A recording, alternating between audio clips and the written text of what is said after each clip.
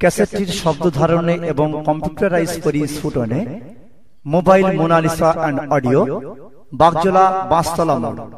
আসসালামু আলাইকুম ওয়া রাহমাতুল্লাহি ওয়া বারাকাতুহু। নাহমাদুহু ওয়া নাস্তাঈনুহু ওয়া নাস্তাগফিরুহু ওয়া নু'মিনু বিহি ওয়া নাতাওয়াক্কালু আলাইহি ওয়া নাউযু বিল্লাহি মিন শুরুরি আনফুসিনা ওয়া মিন সাইয়্যাতি আ'মালিনা। من يهده الله فلا مضل له ومن يضلله فلا هادي له، ونشهد أن لا إله إلا الله وحده لا شريك له، ونشهد أن سيدنا ونبينا ومولانا محمدا صلى الله عليه وسلم عبده ورسوله. أما بعد، أعوذ بالله من الشيطان الرجيم. المال والبنون زينة الحياة الدنيا، وقال النبي صلى الله عليه وسلم: اتقوا فراسة المؤمن فإنه ينظر بنور الله. وقال الله تعالى مخبرا وآمرا: إن الله وملائكته يصلون على النبي يا أيها الذين آمنوا صلوا عليه وسلموا تسليما. اللهم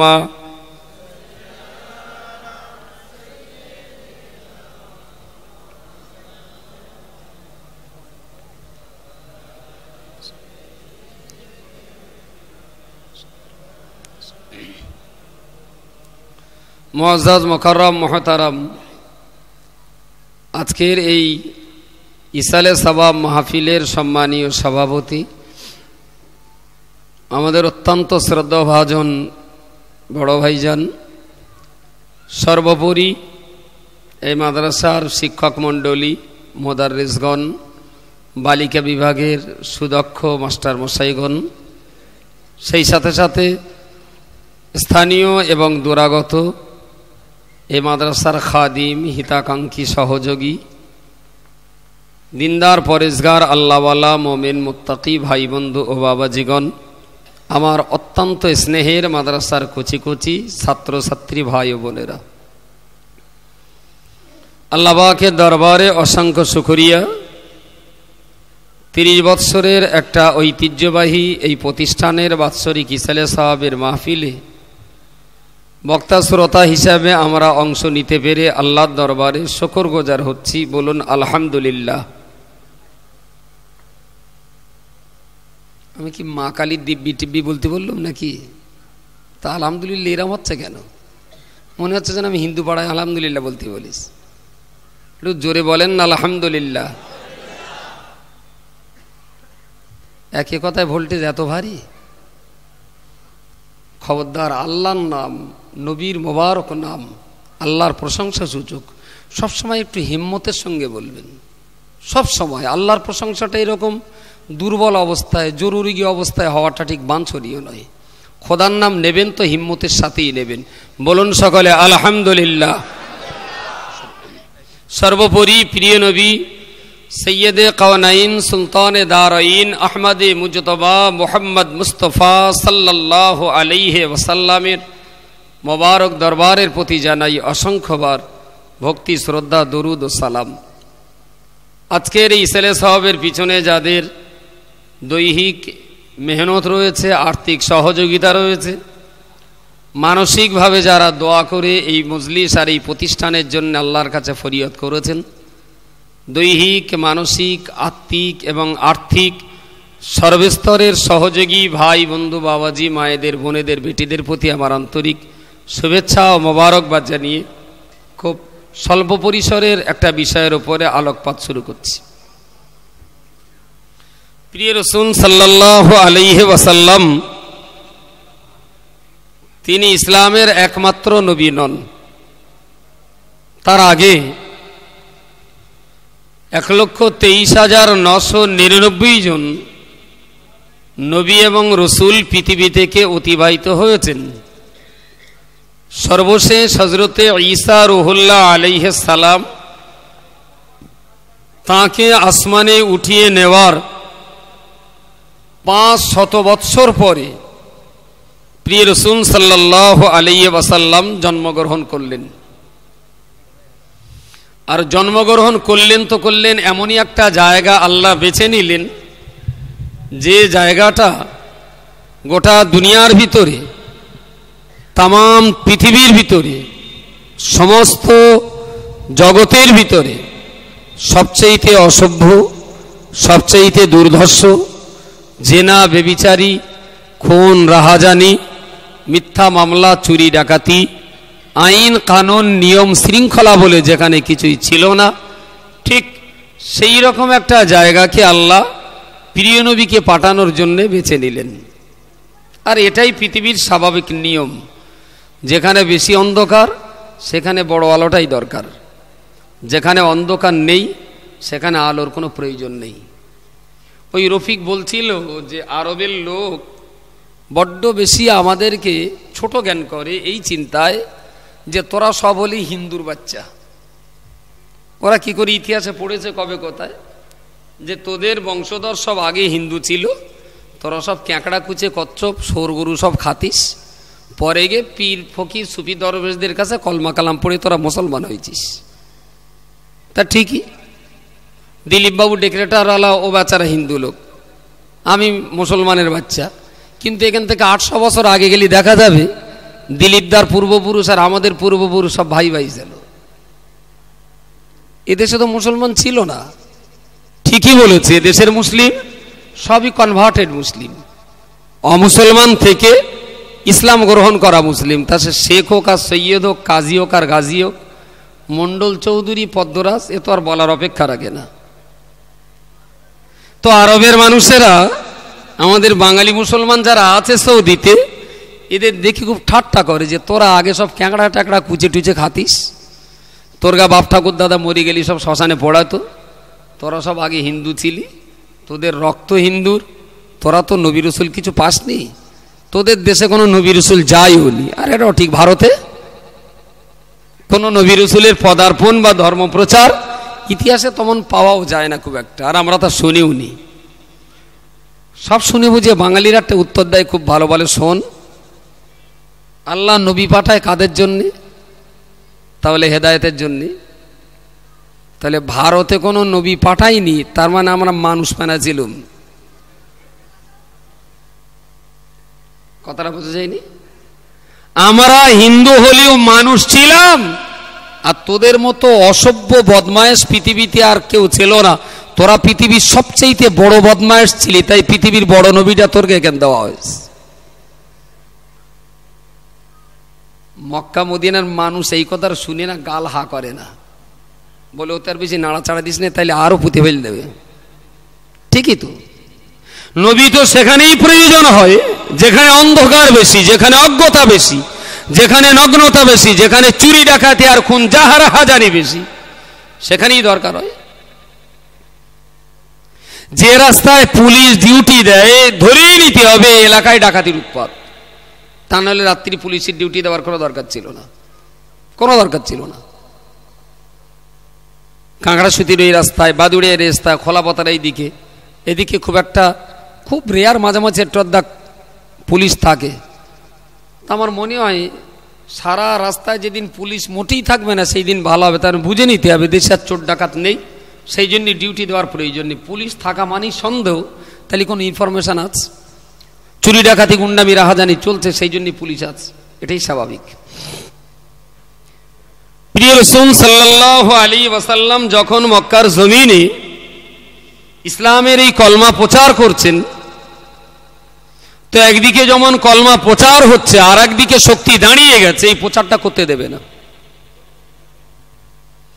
ইসলামের সঙ্গে সংঘাত হওয়া উচিত নয়, কারণ রাসূল বলেছিলেন আল্লাহর একত্ববাদের বাণী এই, আল্লাহ ছাড়া কোনো মাবুদ নেই, আর আমি মুহাম্মদ আল্লাহ আমাকে নবী করে পাঠিয়েছেন। তোমাদের যদি মন হয় এই কথাটা তোমরা মেনে নাও, আর যদি তোমরা আমারে বিশ্বাস করতে না পারো এ কথা তোমাদের মানতে হবে না। তোমাদের সঙ্গে আমার ঝগড়া জাতি খুন খারাপি রাহাজানি মারপিটির তো কোনো দরকার নেই। ওরা বলল আমরা তো তোমাকে নবী বলে মানবো না, এটা তো অবশ্যই, প্লাস তোমার উপরে বাড়তি চাপ, আল্লাহ এক আর তুমি যে আল্লাহর নবী এ কথাটা কারুর বললি হবে না। সংঘাত হলো এই জায়গাটায়। রাসূল বললেন জনগণের আমি বলবো তাতে অসুবিধে কি নেই, তা না বললি হবে না, তোমার কথাটাও বলা বন্ধ করতে হবে। রাসূল বললেন এইটা আমি পারবো না, পরিষ্কার কথা। আমরা যখন নামাজের সময় ইফতারের আগে আমরা মাইক নিয়ে বলি ইফতারের আর মাত্র 10 মিনিট বাকি আছে, আপনারা তাড়াতাড়ি করে মসজিদে চলে আসুন। তে মসজিদে কত গয়লা কামার হিন্দু ভাইরা যায়, ওরা মসজিদে ওঠে না। আবার আমরা যখন এলএমএস স্কুলে পাশ দিয়ে যাই দুর্গাপূজার সময়, তখন ওরাও ডাকে যারা যারা মায়ের অঞ্জলি দেবেন তাড়াতাড়ি করে চলে আসুন। আমরাও তো সেখানে যাইনি। তো ওরা ডাকলে আমরা যেতে পারি বা না পারি এটা আমার ইখতিয়ার, আবার আমি ডাকলে অন্য কেউ সেখানে আসতে পারবেন কি না পারবেন সেটা তার ইখতিয়ার। কিন্তু এদেশের হিন্দুরা যদি বলে যে আমরা নামাজ পড়িনে পড়বো না, আর তোমাদেরকে নামাজ পড়া হবে না, কারুর ডাকাও হবে না, সংঘাত তাইলে হবে।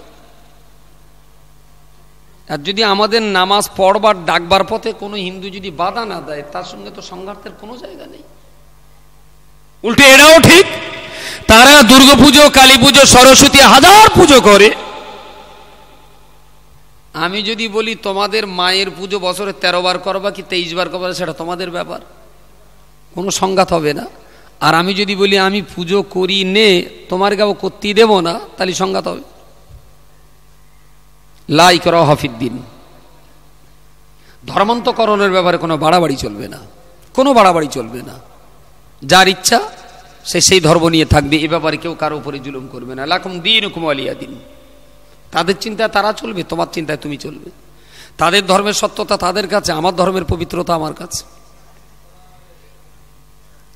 প্রিয় নবী মুহাম্মদুর রাসূলুল্লাহ সাল্লাল্লাহু আলাইহি ওয়াসাল্লাম উদারতার সঙ্গে মক্কার কাফিরদিগকে লক্ষ্য করে বললেন, আমি তো ধর্ম গ্রহণ করবার ব্যাপারে আপনাদিগের উপরে চাপ সৃষ্টি করতে পারি না, আমি জোর করতে পারি না, জবরদস্তি করতে পারি না। তবে আল্লাহ পাক আমায় লক্ষ্য করে বলেছেন, ইয়া আইয়ুহার রাসূল, হে আমার প্রিয় নবী মুহাম্মদুর রাসূলুল্লাহ সাল্লাল্লাহু আলাইহি ওয়াসাল্লাম, বাল্লিগ মা উনজিলা ইলাইকা মির রাব্বিকা, আমি আল্লাহ আপনাকে যে জিনিস পৌঁছে দেওয়ার জন্য নাযিল করলাম, আপনি আমার পক্ষ থেকে এই কোরআনকে আপনার কাছে পৌঁছে দেওয়া হলো। বাল্লিগ, আপনি অবশ্যই এটাকে পৌঁছে দেবেন, আপনি অবশ্যই এটা জনগণের সামনে তুলে ধরবেন, আপনি এটা তেলাওয়াত করে শোনাবেন, আপনি এটা পৃথিবীর মানুষকে শেখাবেন, ইসলামের অজনসিয়াত মানুষগুলোকে শোনাবার চেষ্টা করবেন।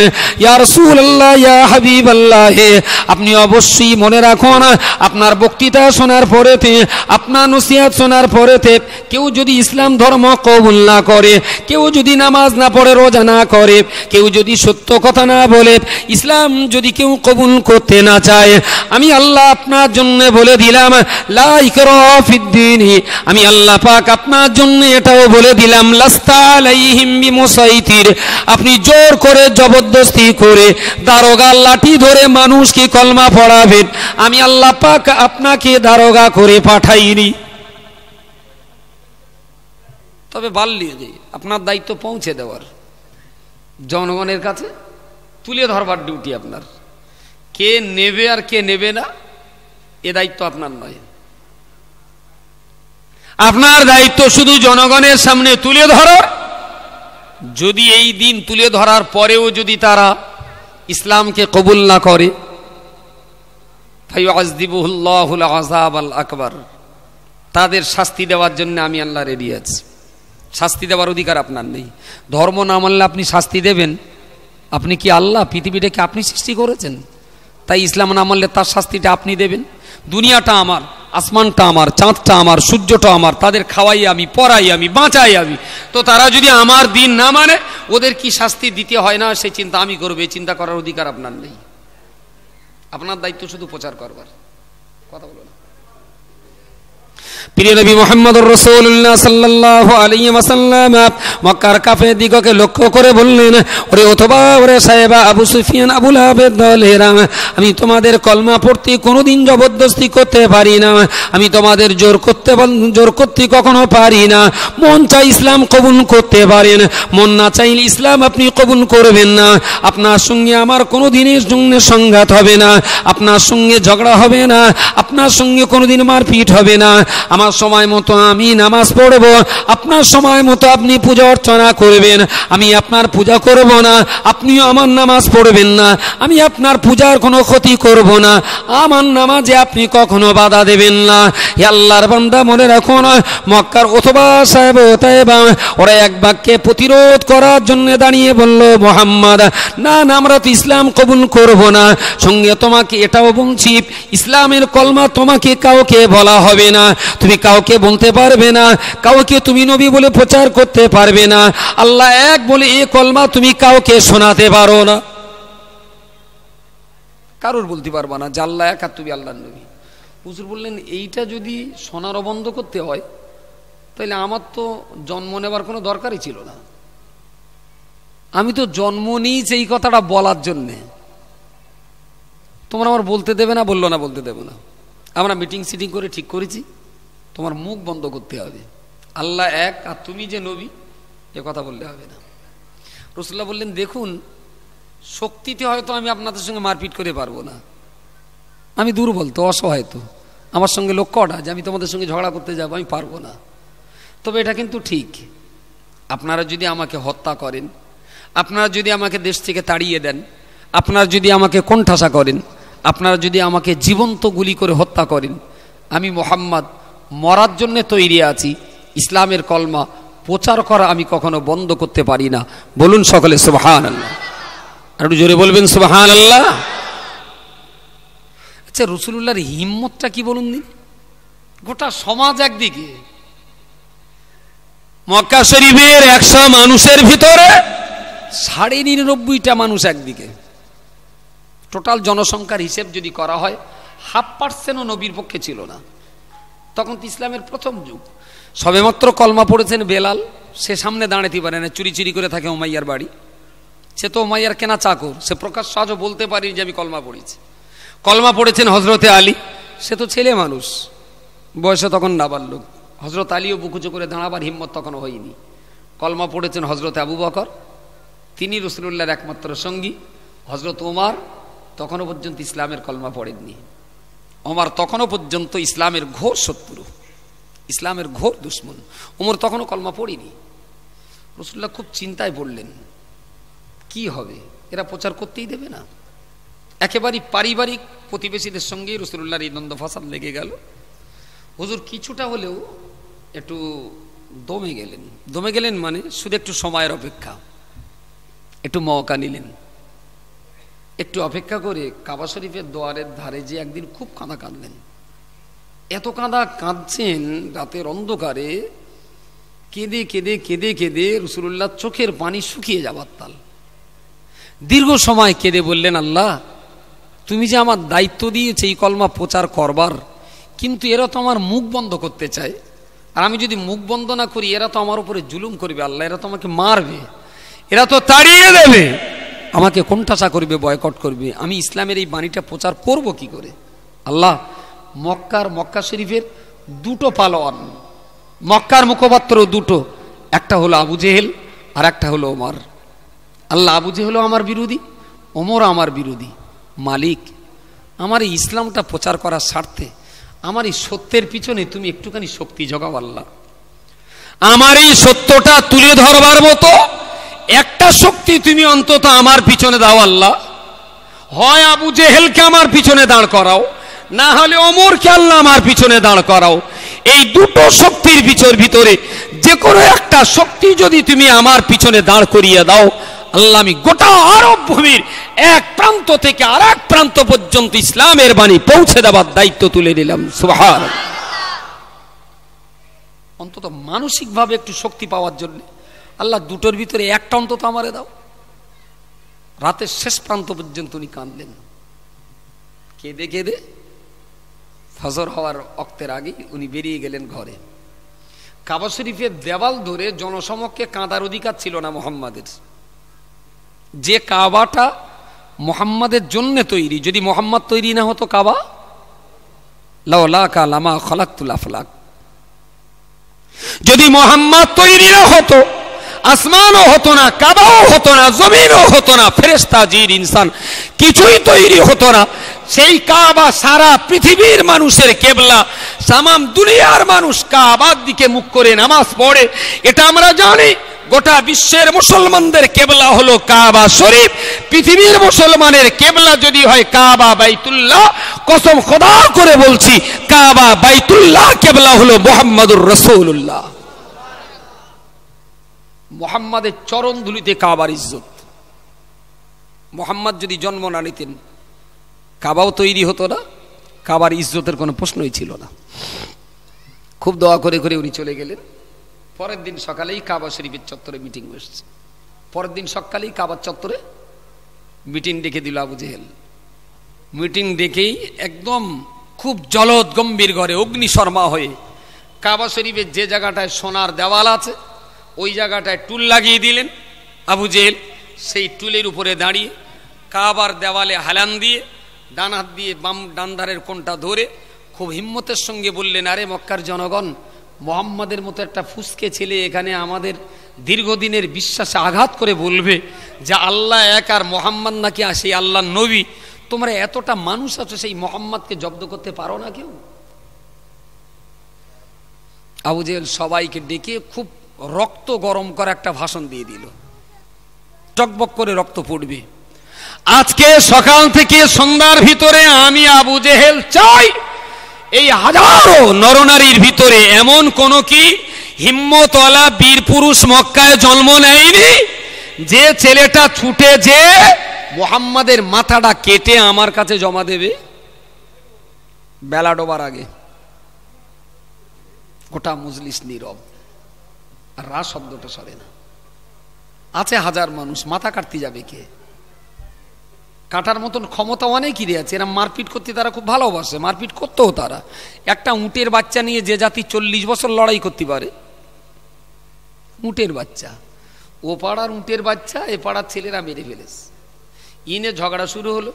এ পাড়ার লোকেরা বললো, তা তোর একটা বাচ্চা যখন মরিয়ে গেছে, আমরা একটা বাচ্চা দিচ্ছে এইটালে, তাহলে হবে না, যেটা মরে গেছে ওইটা জ্যান্ত করে দিতে হবে।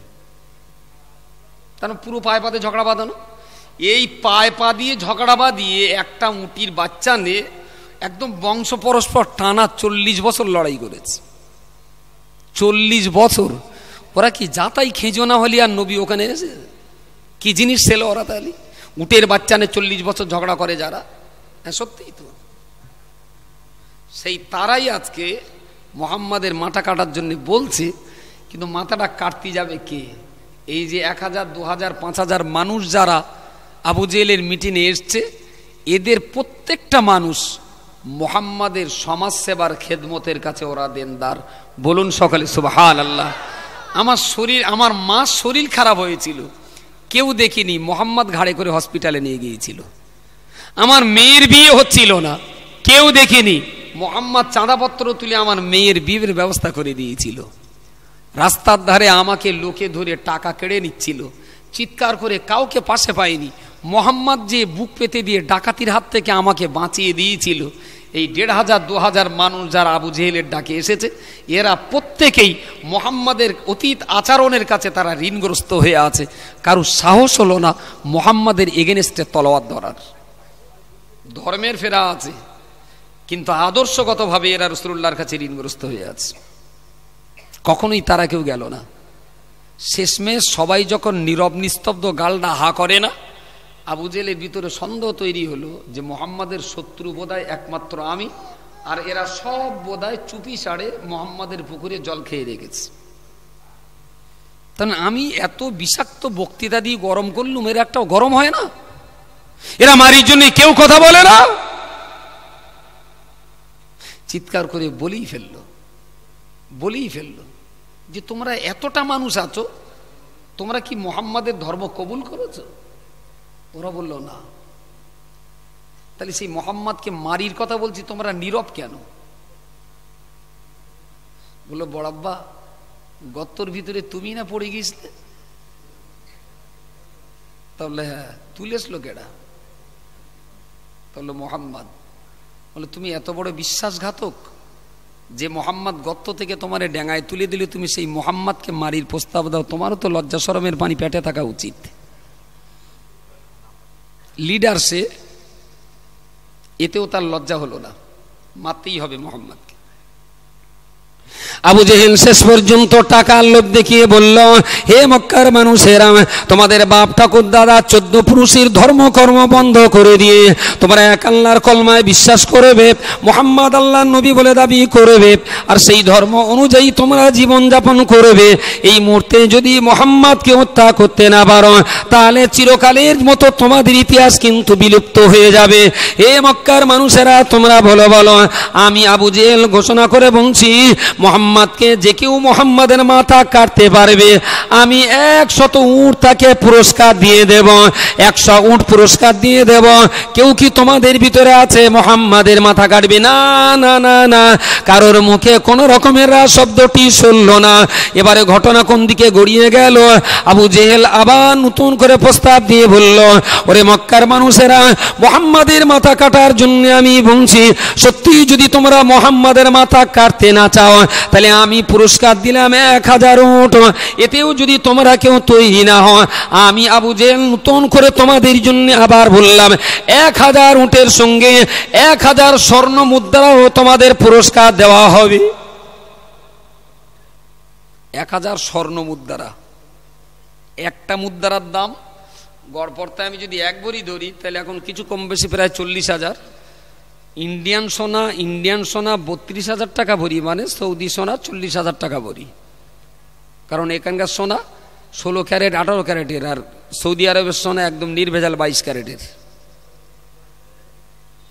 1 ভরি যদি 40,000 হয়, তাহলে 100 ভরি মানে কত?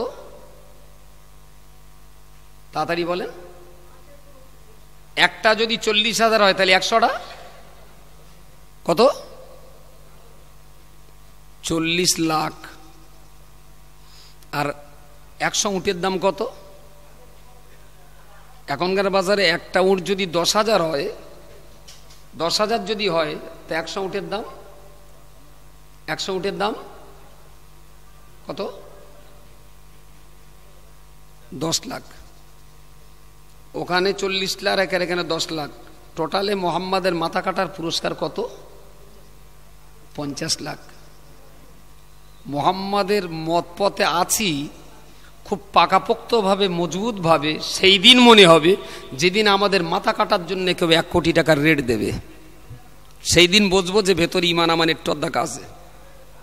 আর যতদিন কেউ মাথা কাটার রিস্ক না নিচ্ছে, ততদিন বুঝতে হবে যে এখন একটু দেখ বেঈমান আছে। সেই জন্য কেউ মাথা কাটার জন্য চ্যালেঞ্জ করছে না।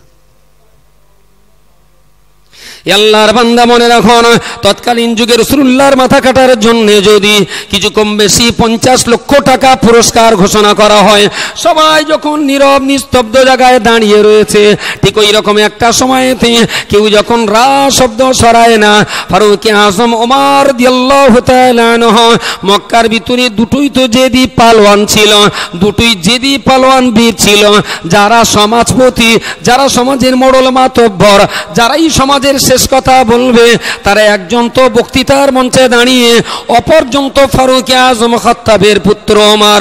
উনি আর কোনো মতে স্থির থাকতে পারলেন না, উনি খাপের ভিতর থেকে তলোয়ারটা টেনে বার করে দাঁড়ালেন, খানায়ে কাবার দেওয়াল স্পর্শ করে বললেন, হে আমাদের লিডার আবু জেহেল, আপনি অবশ্যই মনে রাখুন, আপনার উটের পুরস্কারের লোভে পড়ে নয়, আপনার সোনার টাকার পুরস্কারের লোভে নয়, এই হিম্মতটা কেউ যখন গ্রহণ করছে না, মক্কার জনগণের ইজ্জত বাঁচানোর চ্যালেঞ্জের মোকাবেলা করে আমার তলোয়ার খুলে আমি আজকে শপথ বাক্য পাঠ করছি, আমার তলোয়ার দিয়ে মুহাম্মাদের গায়ের রক্ত যতক্ষণ লাল করতে না পারি, মুহাম্মাদের রক্ত দিয়ে আমার তলোয়ার যত সময় পর্যন্ত লাল করতে না পারি, আমি ওমর ততক্ষণ পর্যন্ত আমার খোলা তলোয়ার আমি খাপের ভিতরে দেব না। সেই কাবার দেওয়ালে তলোয়ারটা কাবার দেওয়ালে এপিটোপিট স্পর্শ করে ওমর বলছেন, হে কাবার মালিক, তোমার পাক জাতের শপথ করে বলছি, এই খাপ থেকে তলোয়ারটা বার করেছি, মুহাম্মাদকে কাটবো, তারপরে ভেতরে ঢোকাবো। কাবার মালিক, মুহাম্মাদকে মারার ব্যাপারে তুমি আমার একটু সহযোগিতা করো। কাবার মালিকটাকে, মুহাম্মাদের সঙ্গে আল্লাহর সম্পর্ক কি বুঝতে পারিনি।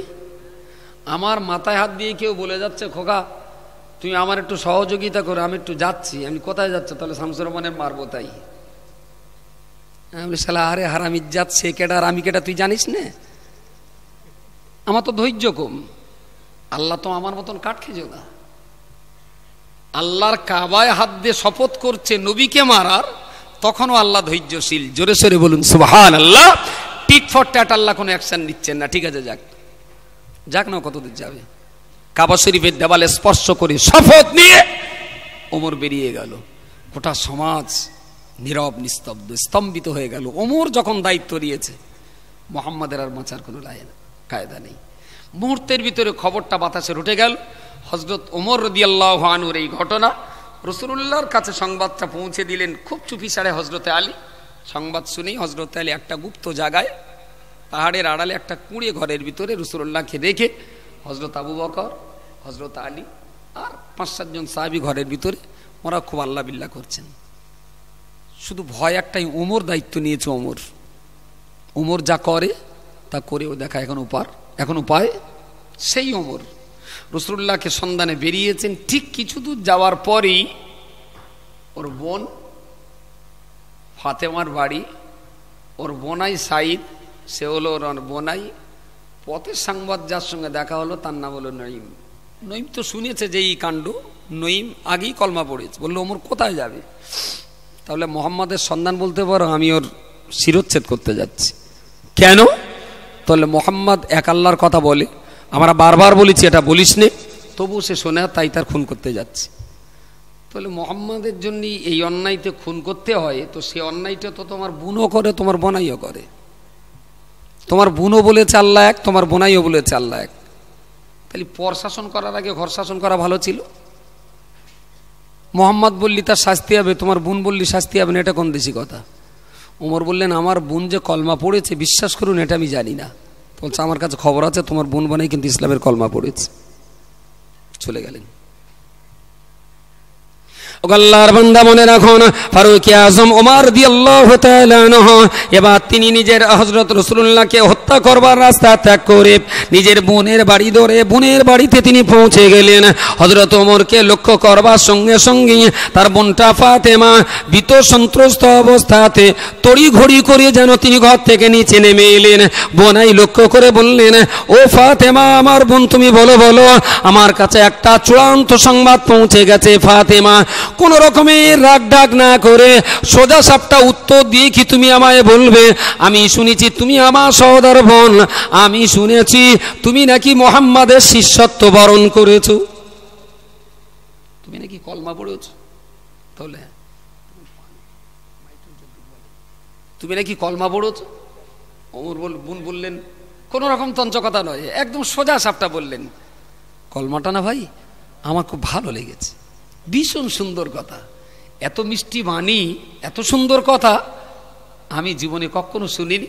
তো শুনে বুঝে আমিও কলমাটা পড়ে নিয়েছি। বলুন সকলে সুবহানাল্লাহ।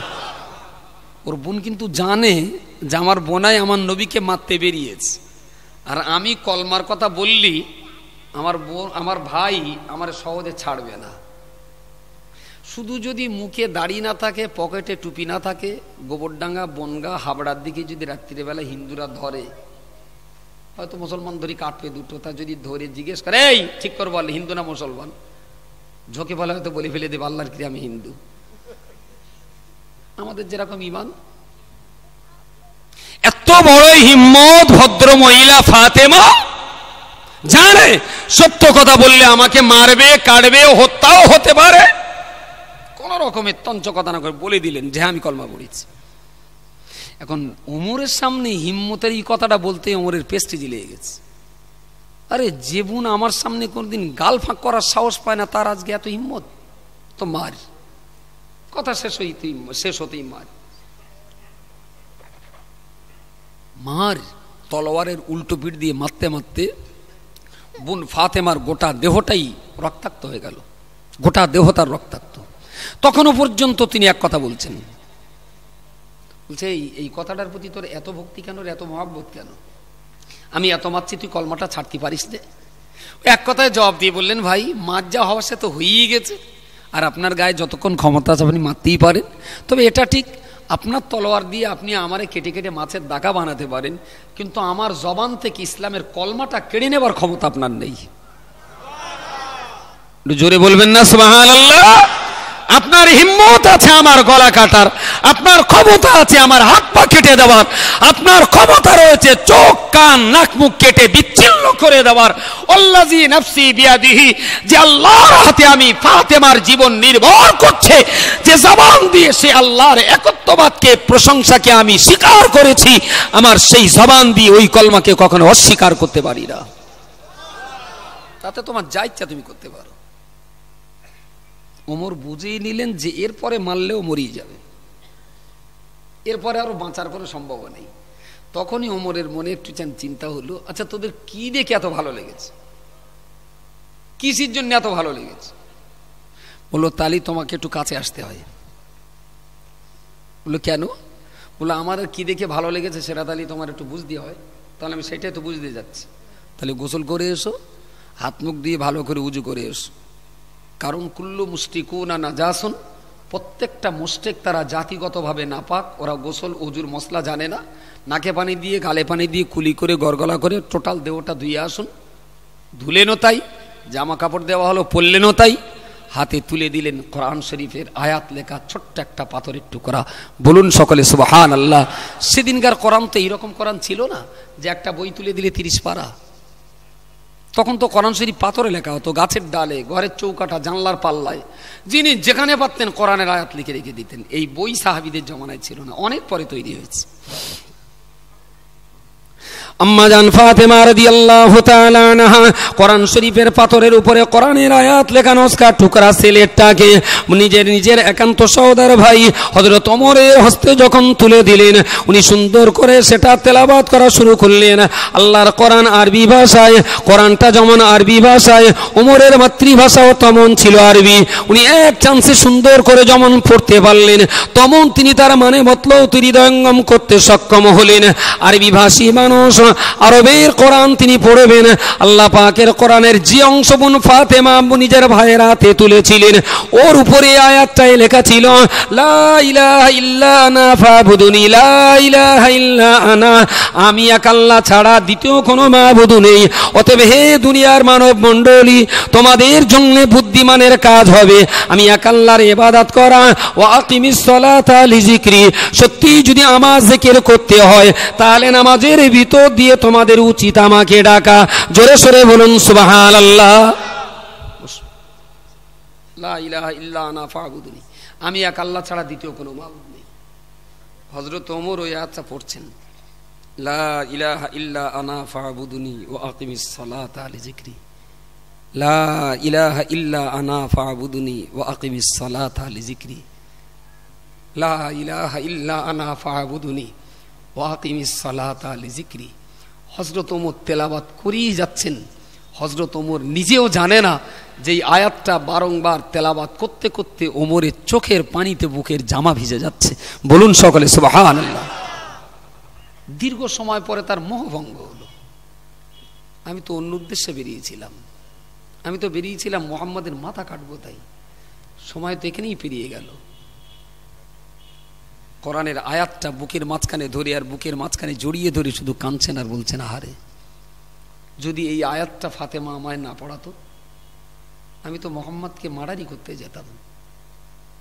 আয়াতটা রেখে দিয়ে, সিলেটটা ওখানে রেখে দিয়ে তলোয়ারটা নিয়ে ছুটেছেন মোহাম্মদ কোথায়। প্রিয় রাসূল সাল্লাল্লাহু আলাইহি ওয়াসাল্লাম যে ঘরের ভিতরে অবস্থান করছিলেন, হযরত ওমর সন্ধান নিয়ে সেই ঘরের ভিতরে ঘরের কাছে চলে গেলেন।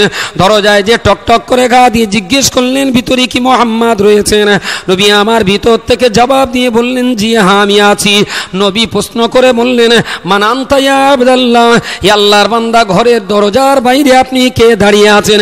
ফারুক আযম ওমর দরজার সামনে দাঁড়িয়ে জবাব দিয়ে বললেন, আনা ওমর ইবনুল খাত্তাব, আমি খাত্তাবের পুত্র ওমর দরজার সামনে এসেছি, দরজা খুলো না। নবী আমার দরজা যেই না খুলতে যাবেন, আবু বকর হাতটা ধরে বললেন, ইয়া রাসূলুল্লাহ, না না না না, ওমরের জন্য দরজা আপনি খুলে দেবেন না। আমরা সব কথা আপনায় খুলে বলতে পারিনি। ওমর কিন্তু কাবার দেওয়াল ছুঁয়ে শপথ করেছে আপনার হত্যা করবে। ও কাবার দেওয়াল ছুঁয়ে শপথ করে বলেছে আপনারা শিরোচ্ছেদ না করে ওমর বাড়িতে উঠবে না। হুজুর ওমরের জন্য দরজা কোনোদিন আপনি খুলে দেবেন না। নবী মুহাম্মদুর রাসূলুল্লাহ সাল্লাল্লাহু আলাইহি ওয়াসাল্লাম আবু বকরকে বারবার করে বোঝাবার চেষ্টা করছেন, আবু বকর রে না রে না, আবু বকর, ওমর আমার মাথা কাটার জন্য এসেছে বটে, কিন্তু মাঝখানে কতটা ঘটনা ঘটে গেছে আবু বকর, সে ঘটনা তুমি জানো না। ফেরেশতা জিবরিল মাঝপথের সমস্ত ঘটনা আমাকে বলে দিয়েছেন। জোরে সরে বলুন সুবহানাল্লাহ। মাঝখানে যে কি ঘটেছে, কাবার ওখানে শপথ নেবার ঘটনাটা তোমরা জানো, কিন্তু পথে আসতে আসতে ওমরের বোনের বাড়িতে ওমরের কি ঘটনা ঘটেছে ওটা তোমরা কেউ জানো না। জিবরাইল আমাকে বলে গিয়েছেন, খোলো দরজা ওমরের জন্য। বলে হুজুর, ওমর তো আপনার মাথা কাটবে, কি হবে? রসুল বললেন, আমি শপথ করে বলছি ওমর আমার মাথা কাটবে না। আসলে ওমর আমাকে চিনতো না, তাই বলেছে মাথা কাটবো। কোরআন পড়ে ওমর আমাকে চিনে ফেলেছে, ওমর আমার মাথা কাটবে না। আল্লাহ যদি রাজি থাকে ওমরের মাথাটা কেটে আমার পায়ের তলায় দিয়ে যাবে। জোরে বলবেন না সুবহানাল্লাহ।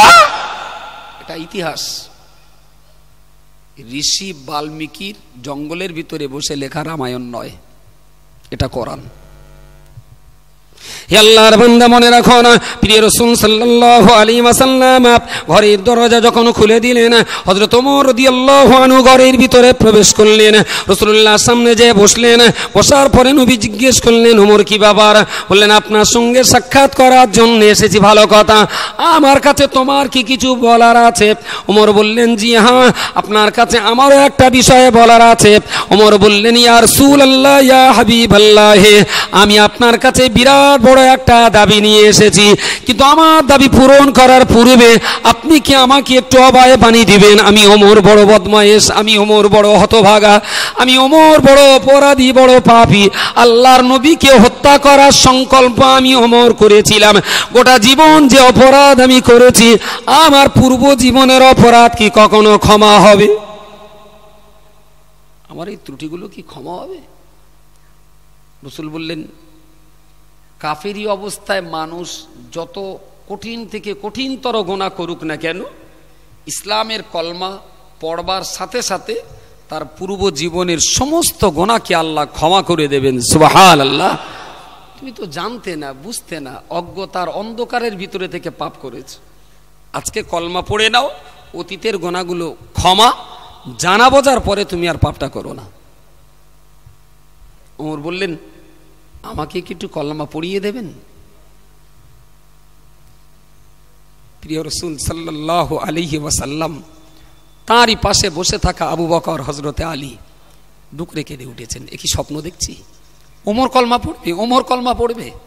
যে ওমরের ভয়তে প্রকাশ্য বলা যেত না, যে ওমরের ভয়তে খাড়ায় কাবায় প্রকাশ্যে নামাজ পড়তে পারতাম না, যে ওমরের কারণে রাজপথে কোরআন তেলাওয়াত করতে পারতাম না, যে ওমরের কারণে রাজপথে আর বাড়িতে উঠানে কারোর হাতে কোরআন তুলে দেওয়া যেত না। আজকে তো দিনের বেলা স্বপ্ন দেখা মতো হচ্ছে সেই ওমর আজকে ইসলামের কলমা পড়বে। হযরত আলী আর আবু বকর আনন্দ অশ্রুতে তারা ডুকরে ডুকরে কাঁদছেন। ওমর কলমা পড়বে। রাসূলুল্লাহ হাতটা বাড়িয়ে দিয়েছেন। হযরত ওমরের হাতটা ধরার আগেই ওমর হাতটা আবার পিছিয়ে নিয়েছেন। ইয়া রাসূলুল্লাহ, একটু অপেক্ষা করুন, আমি কলমা পড়ব, আমাকে একটু সময় দেন। হুজুর একটু দাঁড়াবেন? রাসূলুল্লাহ দাঁড়ালেন। ওমর নবীর পায়ের দিকে একবার, মাথার দিকে একবার, শুধু আপাদমস্তক একবার মাথা থেকে একবার পা দেখে। রাসূল জিজ্ঞেস করলেন, ওমর তুমি দেখছো কি? বলে, ইয়া রাসূলুল্লাহ, এত সুন্দর মানুষটাকে আমি হত্যার সংকল্প করেছিলাম, এই মানুষটাকে আমি হত্যার সংকল্প করেছিলাম। আমি তো আপনাকে জীবনে অনেকবার দেখেছি, মুহাম্মাদের চেহারা জীবনে বহুবার দেখেছি, কিন্তু মুহাম্মদ দেখতে যে এত সুন্দর হয়, মুহাম্মদকে দেখলে যে কখনো দেখার পিপাসা মেটে না। আল্লাহর কোরআন পড়ার পরেই তবে আজকে মুহাম্মদের আসল চেহারা আমি দেখতে পেলাম। ইয়া রাসূলুল্লাহ, ইয়া হাবিবাল্লাহ, আপনার চাঁদ মুখখানা দেখলে যে এতটা অন্তর জুড়িয়ে যায়, আপনার দেখলে যে জীবন ঠান্ডা হয়ে যায়, নিজের প্রাণের চেয়ে যে আপনাকে ভালোবাসতে ইচ্ছা করে। আমি জীবনে বহুবার আপনার দর্শন করেছি ইয়া রাসূলুল্লাহ, কিন্তু যতদিন পর্যন্ত আমি কোরআন পড়ি নাই, আমি ওমর ততদিন পর্যন্ত আপনার চিনতে পারিনি। আমি আপনার বাইরে দেখেছিলাম, আপনার ভিতরটা আমি দেখতে পারিনি ইয়া রাসূলুল্লাহ। আমি তো জান্নাত আর জাহান্নামের কাঁটা তারে দাঁড়িয়েছিলাম। আপনার মতো মানুষের উপরে যদি তলোয়ার চালিয়ে দিতাম, আমি ওমর তো চিরকালের মতো জাহান্নামী হয়ে যেতাম, কেউ তো আপনাকে রক্ষা করতে পারত না।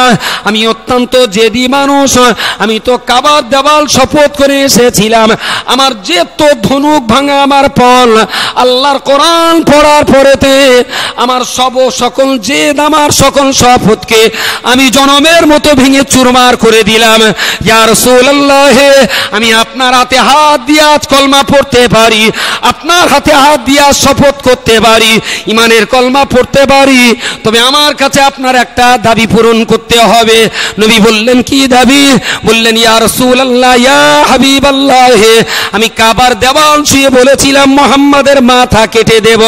আমি আপনার কাছে এসেছি, হুজুর আমার অঙ্গীকার, আমার একটা দাবি পূরণ করতে হবে। আজকে থেকে জীবনের শেষ দিন পর্যন্ত কেউ যদি কখনো আপনার নামে কথা বলে, কেউ যদি কখনো আপনাকে মারতে চায়, কেউ যদি কখনো আপনার গায়ের পশম কখনো ক্ষতি করতে চায়, গোটা মক্কার লক্ষ লক্ষ মানুষের পূর্বে আমি ওমর আপনাকে আমায় আগে বলতে হবে। আমি ওমর নিজের জীবনের শেষ রক্তবিন্দু আমি বিলিয়ে দেব, মুহাম্মাদের গায়ের একটা পশম ক্ষতি হতে দেব না। হুজুর আমার এই দাবিটা যদি আপনি মেনে নেন, আমি কলমা পড়ব। আমার শখ হয়েছে, জীবন যদি কোনোদিন দিতে হয় তো মুহাম্মাদের জন্য দেব, বাপের জন্য জীবন দেব না, মায়ের জন্য জীবন দেব না, কারোর জন্য জীবন দেব না। আমার এই জীবন যদি কখনো দিতে হয় তো শুধুমাত্র আপনারই জন্য দেব, এটা আমার দাবি। আপনি দয়া করে পূরণ করুন।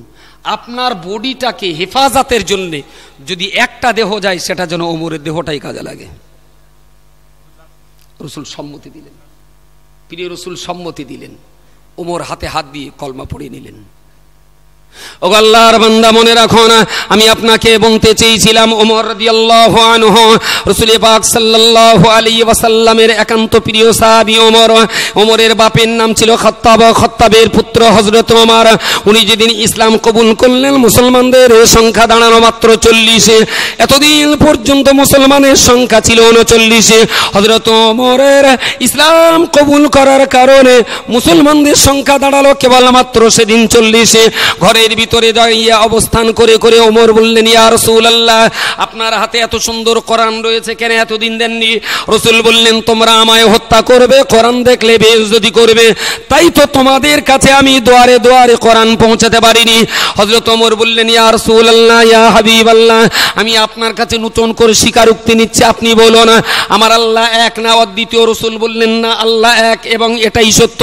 ওমর বললেন, ইয়া রাসূলুল্লাহ, সঠিকভাবে বলুন, আপনি কি আল্লাহর সঠিক নবী না আপনি ভেজাল নবী? রাসূল বললেন, না না, আমার আল্লাহ আমাকে সত্যই নবী বানিয়েছেন। ওমর বললেন, ইয়া রাসূলুল্লাহ, কোরআন কি আল্লাহর কালাম না আপনার তৈরি করা? রাসূলুল্লাহ জবাব দিয়ে বললেন, না না, কোরআন আমার তৈরি করা নয়, এটা আল্লাহর কালাম।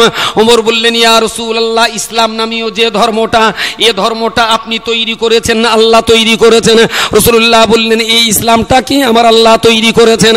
তাহলে আল্লাহ যখন সত্য, আপনি যখন আল্লাহর নবী সত্য, ইসলাম যখন সত্য ধর্ম, কোরআন যখন আল্লাহর সত্য কিতাব, ইয়া রাসূলুল্লাহ ইয়া হাবিবাল্লাহ, আজকে আপনার জায়গায় দাঁড়িয়ে আমি কসম করে বলছি, সঠিক আল্লাহর সঠিক নবীর সঠিক ইসলাম আর সঠিক কোরআনের কথা ঘরের চার দেয়ালের মাঝখানে আর গোপনে বলা হবে না, চুপি সাড়ে আর কখন ইসলাম প্রচার করা হবে না।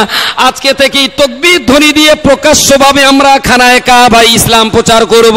জোরে সরে বলুন সুবহানাল্লাহ। হযরত ওমর ইসলামের কলমা পড়লেন,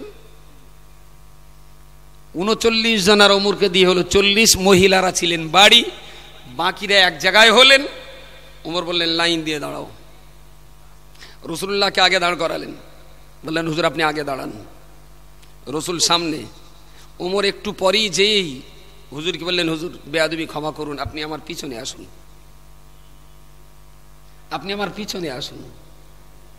কারণ বললেন ইয়া রাসূলুল্লাহ, আজকেই প্রথম মিছিল সহকারে নারায়ে তাকবীর আল্লাহু আকবার ধ্বনি দিয়ে এখান থেকে মিছিল করি আজকে কাবার চত্বরে প্রবেশ করা হবে। জোরে বলুন সুবহানাল্লাহ। এই প্রথম মক্কা শরীফে তাকবীরের আওয়াজ উঠবে, আজকেই প্রথম তাকবীরের আওয়াজ উঠবে। অবদানটা কার? সে ওমর, কোন ওমর? যে ওমর নবীর মাথা কাটতে যাওয়া ওমর, সেই ওমর বলে আজকে তাকবীর ধ্বনি দিয়ে কাবার চত্বরে প্রবেশ করা হবে। ইয়া রাসূলুল্লাহ, গোটা মক্কা জমিনে এমন কোন মা নেই যে মায়ের সন্তান ওমরের বুকে বন্দুক ধরতে পারে। বলুন সুবহানাল্লাহ। আপনি আগিয়ে দাঁড়াবেন না, পিছনে আসুন। ইসলামের এই কলমাটা প্রকাশ্যে কাবায় উচ্চারণের জন্য যদি মরতে হয় তো ওমরের রক্ত প্রথম ঝরুক। আপনি সামনে থাকলে তীরটা আপনার গায়ে লাগবে, আমার পিছনে আসুন, যদি তীর লাগে তো প্রথম আমার গায়ে লাগুক। হযরত ওমর সামনে দাঁড়ালেন, তাকবীর ধ্বনি দিলেন, একেবারেই বাবে সাফা দিয়ে মসজিদুল হারামে প্রথম প্রবেশ করলেন। জোরে বলবেন না সুবহানাল্লাহ। গোটা মক্কা স্তম্ভিত হয়ে গেল। তাকবীরের আওয়াজ, একত্ববাদের আওয়াজ। 22-24টা পুরুষ মানুষ যারা ছিলেন একসঙ্গে তাকবীর দিয়েছেন। তো পাহাড়, তো চারিদিকে তো পাহাড়, কাবাটা অনেক নাবাল জায়গায়, অনেক ডাউন জায়গায়। এই ডাউনের এতে ঢুকে মসজিদুল হারামে যখন 25-26টা পুরুষ মানুষের তাকবীর ধ্বনি, তো পাহাড়ে তাকবীরের আওয়াজ একবার ও পাহাড়ে লেকে এ পাহাড়ে, এ পাহাড় থেকে ও পাহাড়ে, গোটা মক্কার জমিনটা যেন একেবারে থরথর করে কেঁপে উঠল। সেই রকম আওয়াজ কি আজ একবার হবে? তাকবীরের সেই আওয়াজ কি আজকে একটু দেওয়া যাবে? নারে তাকবীর। আমার মনে হয় সেই 25টা লোকের মতো এখন হয়নি, যদিও আমরা 500 লোকে দিচ্ছি। কারণ সে তাকবীর ছিল আল্লাহর ইমানি জাজবায়, আর এ তাকবীর হচ্ছে মাতিন জরিদিত বলে তাই। এতে কখনো গলায় জোর হয়? আমি বলি যে আর আমার কথা দেবেন আর আল্লাহর ভক্তি মহব্বতে দেবেন, দুটো তো পার্থক্য হতেই হবে। নারে তাকবীর। এইরকম 500 যদি এক জায়গায় দাঁড়িয়ে তাকবীর দেয়, লালকৃষ্ণ আদবানি আর অটল বিহারী বাজপেয়ীরা আন্ডারপ্যানের দড়ি বাঁধার টাইম পাবে না। এখন এই তাকবীরটাকে এত ভয় করে, কারগিল যুদ্ধে যখন মুসলমানদের আর জেতার কোনো সম্ভাবনা নেই, মুসলমান মানে ইন্ডিয়ার, জেতার কোনো সম্ভাবনা নেই, হেরিয়ে যাবে প্রায়। তো এরা মুসলমানদের ভিতরে কিছু সৈনিক ছিল, মুসলমানদের ভিতরে কিছু ছিলেন ওই সেনাবাহিনীতে। সেই সেনাবাহিনীর লোকজন তারা তো মুসলিম, এরা যখন সেই পাহাড়ের উপরে জিহাদ করছে, লড়াই করছে, সেই লড়াইতে মুসলমান যারা ভারতের হয়ে পাকিস্তানের বিরুদ্ধে লড়াই করছে এরা তাকবীর ধ্বনি দিয়েছে। আর যে কটা হিন্দু ছিল ওদেরকেও বলে দেবে, এই যদি ভারতের পতাকা কার্গিল সেক্টরে তুলতে চাস তাহলে জয়ের স্লোগান দিচ্ছি, তুই মানিস আর না মানিস মুখ দিয়ে একটু আল্লাহু আকবারটা বলিস। এখন এই মুসলমানগুলো তাকবীর দিয়েছে, এরা সেই সাথে হিন্দু মুসলমান যে যা ছিল আল্লাহু আকবার বলে চিৎকার করেছে। পাকিস্তানের সেনা যারা ওপারে ছিল ওরা স্টেন গান নামিয়েই তখন মনে করছে তাকবীর দিচ্ছে মানে আমাদের লোক। ওরা ভেবেছিল যে তাকবীর পাকিস্তান ছাড়া আর কোথাও নেই, কিন্তু আসলে জানে না পাকিস্তানে যা তাকবীর ও ভারতের জন্ম দেওয়া তাকবীর। তুই তো বললি লড়কে লেঙ্গে পাকিস্তান কায়েম হোঙ্গে আল কোরআন, কথাটা তো ঠিক ছিল না। তাই যদি হতো পাকিস্তানের মসজিদের ভিতরে গুলি চলতো না, পাকিস্তানের মাদ্রাসার ভিতরে গুলি চলতো না, পাকিস্তানের বোরকা পরিহিতা মহিলাগুলোকে বেইজ্জতি করা হতো না। বাংলাদেশ আর পাকিস্তান যারা ইসলাম কায়েম করার জন্য আলাদা করে নিয়েছিল, ওদের চাইতে আমরা ভারতবর্ষের 90 কোটি হিন্দুর কোলে 15 কোটি 20 কোটি মুসলমান আমরা অনেক আদর যত্নে আছি, অনেক ভালো আছি। ইন্ডিয়ার মুসলমান আমরা পাকিস্তান আর বাংলাদেশের চাইতে শত গুণ বেশি আদর যত্নে আছি। কেউ যদি আমার বলে 1 কোটি টাকা দিচ্ছি বাংলাদেশে ঘর বানতে হবে, আমি বলি দরকার নেই, তুই এখানে একটা পেশাব পায়খানা পরিষ্কার করার চাকরি দে, ভারতে থাকবো, বাংলাদেশ যাব না। নেই, ওখানে ইমানও নেই, ইসলামও নেই, সুখও নেই, শান্তিও নেই। আল্লাহর বান্দা মনে রাখো না, আমি যে কথা বলছিলাম আবার পুনরায় সেই কথায় ফিরে যাব। প্রিয় নবী মুহাম্মদুর রাসূলুল্লাহ সাল্লাল্লাহু আলাইহি ওয়াসাল্লাম খানায় কাবার চত্বরে প্রবেশ করলেন, তাকবীর ধ্বনি সেখানে দেওয়া হলো। আবু জেহেল সংবাদ শুনে আপনার শুনে ফেলল। আবু জেহেল গুটি পায়ে গিয়ে এসে হযরত ওমরকে লক্ষ্য করে বললেন, ও মা, তুমি না শপথ করেছিলে মুহাম্মাদের কলমা মাথা কাটবে, তুমি না কাবা ধরে শপথ করে বলেছিলে মুহাম্মাদের শিরচ্ছেদ করবে ওমর, কিন্তু তোমার মুখে কেন সেই কলেমা শোনা যায়? হযরত ওমর বললেন, হ্যাঁ, আমি কাবা স্পর্শ করে বলেছিলাম মুহাম্মাদের মাথা কাটবো, কিন্তু কোরআন তেলাওয়াত করার পরেতে আমার ভুলটা আমি ধরে ফেলেছি, আমি ভুল সিদ্ধান্ত নিয়েছিলাম, আমার সিদ্ধান্তকে সংশোধন করে নিলাম। মুহাম্মাদের মাথা কাটতে গিয়ে আমি ঘুরিয়ে সিদ্ধান্ত জানিয়ে তোমায় বলছি, আমি কিন্তু মুহাম্মাদের মাথা জীবনে আর কাটবো না। জীবনের শেষ প্রান্ত পর্যন্ত যদি কোনোদিন কেউ যদি আমার মুহাম্মাদের গায়ের একটা পশমের ক্ষতি করে, আমি ওমর কিন্তু জীবন দিয়েও মুহাম্মাদকে রক্ষার জন্য লড়াই করে যাব। আবু জেহেলের গালে এক গাল মাছি। আরে ওমর, তুই বলিস কি? তাহলে মুহাম্মাদের জন্য আমি জীবন দিতে পারি কি না, মুহাম্মাদের জন্য জীবনটা দিতে পারি কি না, টিট ফর ট্যাট। আপনি আছেন, মুহাম্মাদই আছে, আবু জেহেল এখানে দাঁড়িয়ে, ওমরে দাঁড়িয়ে, এখানে নবী, এখানে আবু জেহেল, এখানে ওমর। আবু জেহেল জিজ্ঞেস করছে, ওমর তুই এত বড় কাজ করলি, কলমা পড়লি এবং তুই জীবন দিবি? বললো, আমি জীবনটা দিতে পারি কি না, যদি মায়ের দুধ খেয়ে থাকিস মুহাম্মাদের গায়ে একবার হাত দে দেখ। আবু জেহেলের মতন তাবড় মদ্দা লোক রাসূলুল্লাহর দিকে হাত তুলে ইশারা করার হিম্মত রাখেনি, আস্তে আস্তে করে পিছিয়ে মসজিদুল হারাম থেকে বাইরে চলে গেল। বলুন সকলে সুবহানাল্লাহ, সুবহানাল্লাহ। সেই করে ইসলাম এই পর্যন্ত। সুতরাং এটাও ইতিহাস, ভুল বুঝলে হবে না। আবু জেহেলের চক্রান্তে ওমর মুহাম্মাদকে মারতে যেতে পারে।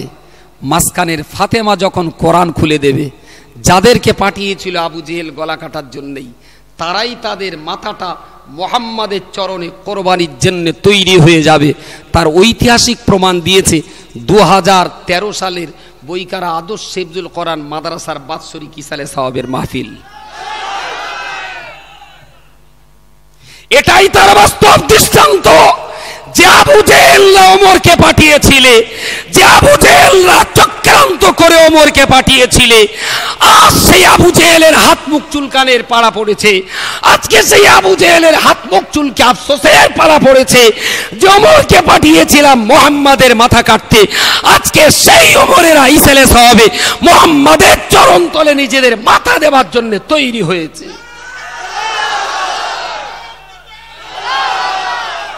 আজকে আবু জেহেলের পিছে হটা ছাড়া আর কোনো পথ নেই।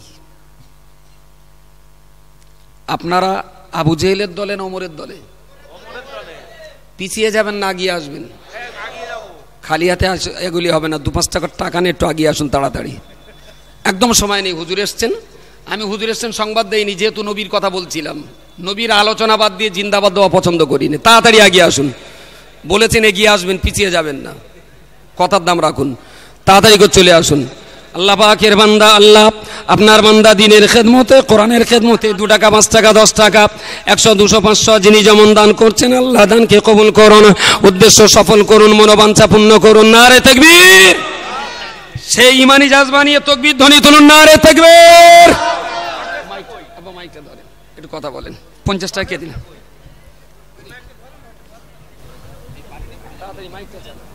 নারায়ে তাকবীর, নারায়ে তাকবীর। বইকারা আদর্শ হিফজুল কোরআন ও বালিকা হাই মাদ্রাসা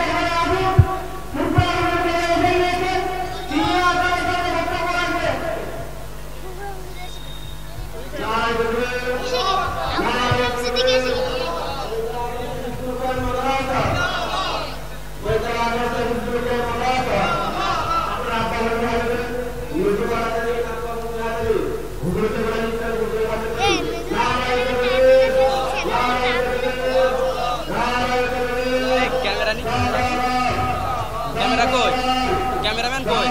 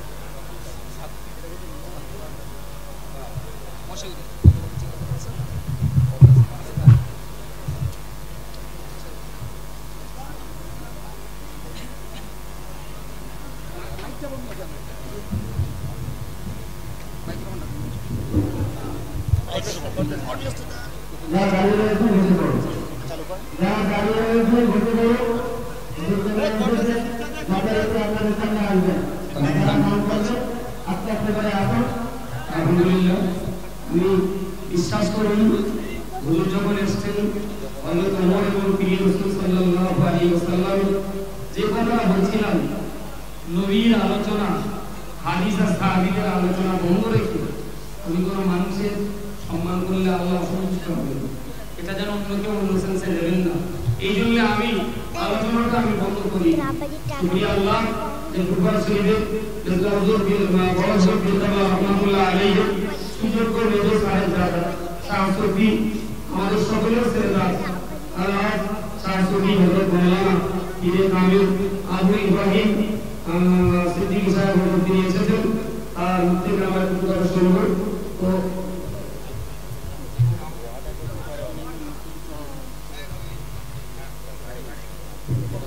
বলেছিলাম এগিয়ে আসবেন যেন পিছিয়ে যাবেন না, ওর কাছে নেই পিছিয়ে যায়ও নি, বলেছে সময় মতো 500 টাকা দিয়ে দেবেন, আল্লাহ যেন কবুল করেন, বলুন আল্লাহুম্মা আমিন। যদি কোনো আল্লাহর বান্দা থাকেন এমন কোনো ভাই বন্ধু বাবাজি যে কাছে এখন নেই পরে দেবেন 1000 টাকা 500 টাকা, যদি একটু আল্লাহর হস্তে বলেন 10 টাকা 5 টাকা 200 500 যা দিয়ে গেছেন, আমার মনে হয় না যে 2-4 জন বাদ গিয়েছেন, যেভাবে হুড়ে এসেছেন বিশ্বাস এর ভিতরে বোধহয় 1 পিস লোক পাওয়া যাবে না যার 2 টাকা আজকে এখানে আসেনি। বড় ভাইজানের কাছে দিয়েছেন, আমি বলেছি আবার দিয়েছেন। এরপরেও বলছি যদি কোনো আল্লাহর বান্দার এমন ক্ষমতা থাকে যে আজকে আমার কাছে নেই পরে 1000 টাকা দেব, হতে পারে কাছে নাও থাকতে পারে, সেরকম কেউ যদি থাকেন 500 বা 1000 আল্লাহর রাস্তায় একটু তাড়াতাড়ি করে বলেন। সেলিম, আলহামদুলিল্লাহ, আমাদের জামাই সেলিম, লেখো। আল্লাহ শুকরিয়া, আলহামদুলিল্লাহ। আমাদের ভাগ্নি জামাই মোহাম্মদ সেলিম সাংবেড়িয়ায় বাড়ি, ও 500 টাকা দেবে। আমার অত্যন্ত প্রিয়জন বসিরহাট চৌরার মহিউদ্দিন চাচাজি, উনিও 500 টাকা দেবেন। আল্লাহ কবুল করুন, উদ্দেশ্য মনোবাঞ্ছাকে আল্লাহ পূর্ণ করুন, সকলের মনস্কামনাকে যেন আল্লাহ কবুল করেন, বলুন আল্লাহুম্মা আমিন। আল্লাহ হযরত ওমরের ভিতরে যে ইমানি জাজবা আল্লাহ দিয়েছিলেন, সেই ইমানি জাজবার কিঞ্চিত পরিমাণ যেন আল্লাহ আমাদের নসিবে কবুল করেন, বলুন আল্লাহুম্মা আমিন। আলহামদুলিল্লাহ। 3 জন 500 টাকা, 3 জন আল্লাহর বান্দা 500 টাকা করে বলেছেন, তো আলহামদুলিল্লাহ। আবার রঘুনাথপুরে বাড়ি আব্দুল সাত্তার ভাই, ও তো আমাদের দিন রাতের পার্টনার, শুধু যে দিনের পার্টনার বললে ভুল হবে, রাত দিন আমাদের চরমতম সঙ্গী, আল্লাহ তার হায়াতকে দারাজ করুক। আব্দুল সাত্তার রঘুনাথপুর বাড়ি, ও 1000 টাকা দেবে, আল্লাহ কবুল করেন, মাশাআল্লাহ, জাযাকাল্লাহ। তো 3 জন হয়েছেন 500 টাকা, একজন আল্লাহর বান্দা দিয়েছেন 1000 টাকা। এখনো 5-6 মিনিট বাকি আছে। কোন আল্লাহর বান্দা কি আছেন আর 1000 টাকার প্রতিশ্রুতি দেওয়ার মতো? আজিত আলী, আলহামদুলিল্লাহ। আমার এই যুবক ভাইয়ের বাড়ি রামচন্দ্রপুরে, ওর নাম মোহাম্মদ আজিত আলী, বাড়ি রামচন্দ্রপুর, 1000 টাকা দেবেন, আল্লাহ কবুল করুন, বলুন আল্লাহুম্মা আমিন। আমি গতকাল বলেছিলাম যে এটা দান বললে ভুল হবে, আপনার ধার দেন আমাদের, আপনার ঋণ দেন আমাদের। আর আমরা দায়িত্ব নিয়ে বলছি, এই ঋণ হাসরের মাঠে যখন মহা বিপদ হবে, সেই দিন এই ঋণের পরিপূর্ণ পাওনা আমাদের কাছ থেকে আদায় করে নেবেন। দান বললে ভুল হবে, কেউ তো নিঃস্বার্থভাবে দেয় না, টাকা দিচ্ছে মানে এ তো স্বভাব তো লেবি কিয়ামতের দিন স্বভাব। আপনি তো দিয়ে তো কিছু নেব না, তা তো কেউ বলে না, সবাই তো স্বার্থপর। দিচ্ছি 50 টাকা, কিয়ামতে যেন আটকে না যায়, খোকা লক্ষ্য রেখো। লক্ষ্য আমি রাখবো না, লক্ষ্য রাখার ওয়াদা করেছেন খোদ নবী মোহাম্মদ মুস্তাফা সাল্লাল্লাহু আলাইহি ওয়াসাল্লাম। তার সেই কথার উপরে আস্থা রেখেই আপনাদের কাছে আমরা পয়সা চাই। শুকরিয়া আল্লাহর। আলহামদুলিল্লাহ, মাশাআল্লাহ।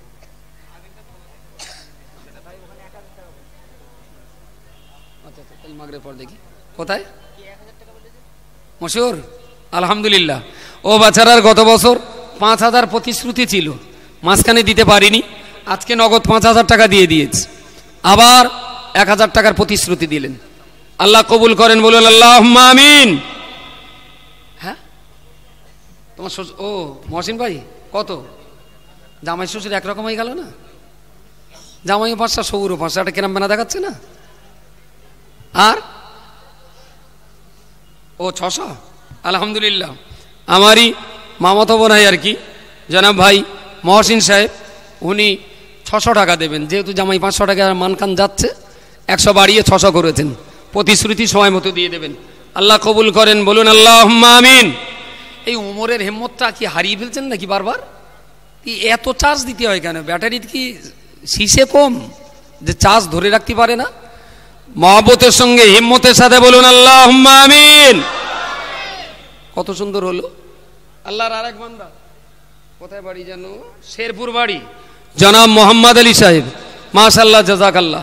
তিনি 2000 টাকা দেবেন, আল্লাহ কবুল করুন, সকলের উদ্দেশ্য আল্লাহ সফল করুন। আল্লাহ এই প্রতিষ্ঠানকে যেন আমাদের এই ক্ষুদ্র ক্ষুদ্র দানের বিনিময় কিয়ামত পর্যন্ত আল্লাহ কায়েম রাখেন, বলুন আল্লাহুম্মা আমিন। আলহামদুলিল্লাহ। জনাব কোথায় বাড়ি? চাঁদপুরে বাড়ি, জনাব আব্দুল আজিজ সাহেব, আলহামদুলিল্লাহ, উনি 500 টাকা দেবেন, আল্লাহ কবুল করেন। কোরআনের এই খেদমত, বইকারা গ্রাম মানে অজ পাড়াগাঁও, এই পাড়াগাঁয়ের ভিতরে কি কষ্ট আর দুরন্ত ছুটোছুটি করে 2টো মাদ্রাসার দেখভাল আব্বার করতে হয়, সেটা আমার চেয়ে আপনারা অনেক ভালো জানেন। এই 1 মাস আব্বার খাওয়া ঘুম নেই। কোথায় কোন মার্কেটে স্বরূপনগরে বেড়া চাপায়, মাটিয়ায়, খোলা বোতায় একটা প্যাকেট নিয়ে ঢন ঢন ঢন ঢন করে কালেকশন করে বেড়াচ্ছে। এর ভিতরে অনেক লোক আছেন আপনারা যারা আব্বার সঙ্গে বিভিন্ন মার্কেট কালেকশন করে দিয়েছেন। আচ্ছা, ও লোকের তো একটা ব্যক্তিগত মান সম্মানও আছে নাকি বলে? দাওয়াতে যায়, ওয়াজ করে, গ্রামে বিভিন্ন জায়গায় বক্তৃতা করতে গেলে তারা স্টেজে ওয়াজ করে, আবার সেই লোকটা ঝোলা নিয়ে দোকানে দোকানে 2 টাকা 8 আনা 10 টাকা 5 টাকা চাঁদা তুলে বেড়াচ্ছেন। তাহলে আমাদের মান সম্মান কিছু আছে বলে আর মনে হয়? জি আছে। তার মানে এই পথে ভিক্ষে করলে মান সম্মান বাড়ে না কমে? সত্যি না এটা মিথ্যে কথা? তাহলে আমি যখন বিক্রি করছি আমার মানটা বাড়ুক আর 2-1000 টাকা দেন আপনারা। বিক্রি করতে লেগেই যখন গেছি তাহলে আমার মানটা একটু বাড়ুক। 1000 টাকা কজন হয়েছে? আর 2-3 জন দিলি বোধ হয় 8টা-10টার কাছাকাছি যাবে। 2-1 জন আল্লাহর বান্দা যদি থাকেন আল্লাহর হস্তে তাড়াতাড়ি, যাদের উজু নেই উজু করে নেবেন, কিন্তু যারা উজু আছে ভিতরে বসুন, ও 30 সেকেন্ডে কাতার দিয়ে দেবো ইনশাল্লাহ, অসুবিধা হবে না। বেলে ধান করে বাড়ি আবু সালে 200 টাকা, আর কয়েকজন 200-100 20-50 টাকা করে দিয়েছেন। আল্লাহ কবুল করেন, মাশাআল্লাহ, জাযাকাল্লাহ, আলহামদুলিল্লাহ আলহামদুলিল্লাহ আলহামদুলিল্লাহ। চন্ডীগড়ি বাড়ি আমাদের জনাব মন্টু, ওর ভালো নামটা কি জানো? এই মন্টু কই রেছে? মন্টু বলিতে পালিয়েছে, ও যে ভালো নামটা কি? ও চন্ডীগড়ে বাড়ি, আলহামদুলিল্লাহ বলিস। আর 2-4 জন হলে 10টা পরে ও 2000 টাকা দেবে বলেছে। আল্লাহ কবুল করুন, বলো না হ্যাঁ আমিন। আর এক আল্লাহর বান্দা কাউকে বাড়ে বাড়ি মোহাম্মদ জুলফিকার আলী, জুলফিকার আশরাফ, ওনার নাম আশরাফ, ছেলের নাম হলো জুলফিকার, কাউকে বাড়ি এখানে পড়ে, ও আমাদের ছাত্র, ওর আব্বা দেবেন কাউকে বাড়ে বাড়ি 1000 টাকা। আলহামদুলিল্লাহ, আল্লাহ সকলের দানকে কবুল করেন, উদ্দেশ্য মনোবাঞ্ছাকে যেন আল্লাহ পূরণ করেন, বলুন আল্লাহুম্মা আমিন। আলহামদুলিল্লাহ, আল্লাহ যতটুকু মঞ্জুর ততটুকু আল্লাহ করিয়েছেন। পয়সা চেয়েছি, দোয়া তুজার করে দিয়েছেন, আমরা শুকরিয়া আদায় করে শেষ করতে পারবো না। খাস করে একটু দোয়া করুন আমার এই গ্রামের জওয়ান যুবক যে সমস্ত ভাইয়েরা অনেক কষ্ট মেহনত করে সারাদিন তারা অক্লান্ত পরিশ্রম করে আপনাদের খেদমত করে খাইয়েছে, তারা অনেক কষ্ট করেছে খুব সুন্দরভাবে ইসলাম সাহেবের মজলিস পরিচালনার জন্যে তাদের। আলহামদুলিল্লাহ, ফজলু ভাই 500 আর ইদিস ভাই 500। আগে ভাইয়ের কাছে নেই, ভাইয়ের সময় দেননি, আপনি তো বড় ভাইয়ের মরিদ, লোক আর ঠিক আমার লিতে যায় না। আলহামদুলিল্লাহ, ইদিস ভাই দিয়েছেন 500 টাকা, আর এক ভাই দিয়েছেন ফজলু ভাই, উনি 500 টাকা। মাশাআল্লাহ, আমি 10টা পুরোতে চেয়েছিলাম। হ্যাঁ আলহামদুলিল্লাহ, আল্লাহ প্রায় 10 পার করিয়ে নিয়েছেন। নামাজের সময় হচ্ছে পড়বো, তবে 1000 টাকা ভালোই হচ্ছে তো। আল্লাহ নামাজের টাইমটা যদি আর মিনিট 5 পিছকে দেয়। কি নাম ভাইয়ের?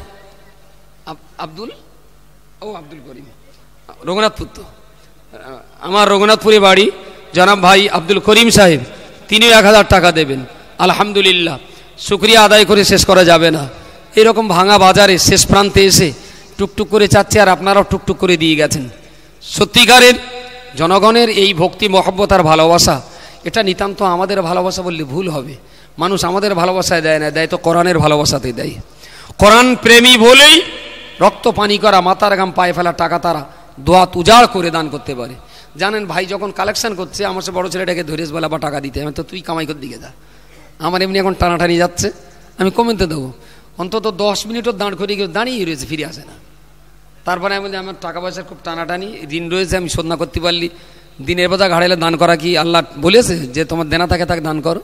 তা দেখলো মনটা খুব কালো করে চলে এলো। তা আমি ওর ডাকলাম, এলে কি বরাবরকে বলবি যদি 1 বছরের ভিতরে আমার হেফজ শেষ হয় তাহলে 1000 টাকার লেখ আন্নায় ফিরিয়ে দেখ, যদি একদম পিওর দোয়া করে দেয় তাহলে 1000 টাকা বরাবর হাতে দেয়। টাকাটা দিলাম, তো খুব সন্তুষ্ট। এই যে একটা বাচ্চার ভিতরেও দানের যে একটা প্রবণতা, ওর যে একটা মানসিক প্রস্তুতি, এটাও কিন্তু পিতামাতা হিসেবে আমাদের জন্য খুব আনন্দের, খুব আনন্দের। আল্লাহ আমাদের সবাইকে দানের উপরে হালাল রুটি রুজি যেমন আমাদের দরকার, দান সাদগা খায়রাত, প্রতিবেশীদের সেবা যত্ন খেদমত সবটুকুই যেন আল্লাহ আমাদের দ্বারাতে আদায় করিয়ে নেন, বলুন আল্লাহুম্মা আমিন।